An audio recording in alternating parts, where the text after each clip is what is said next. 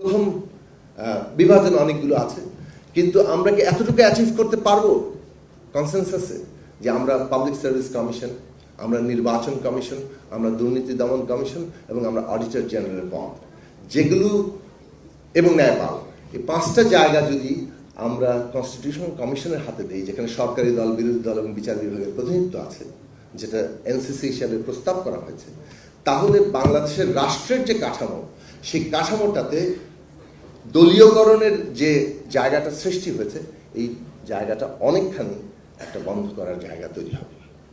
Article 17 এখন প্রায় ঐক্যমত্য তৈরি হয়ে যাচ্ছে এবং আপার হাউসে তো সংখ্যানুপাতিক প্রতিনিধিত্বের প্রশ্নটি এখনো পর্যন্ত ঝুলে আছে।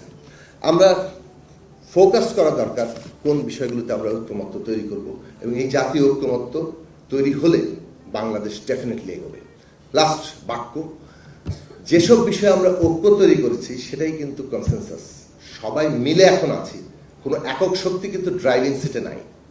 কাজেই consensus should be the method. পদ্ধতিগতভাবে কনসেনসাসের বাইরে আমরা অন্য কোথাও যেতে পারি না।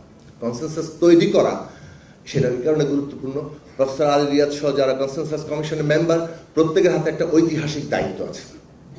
আর যেসব বিষয়ে আমাদের দ্বিমত আছে, আমরা জনগণের কাছে যাই, নির্বাচনী ম্যানিফেস্টো নিয়ে যাই, ফলে আগামী নির্বাচন একই সাথে জাতীয় সংসদ নির্বাচন এবং সংবিধান সংস্কার পরিষদের নির্বাচন, যেখানে জনগণ আমাদেরকে ম্যান্ডেট দিবে এবং আগামী দিনের আরও রাষ্ট্রনৈতিক পরিবর্তনগুলো আমরা ঘটাতে পারব।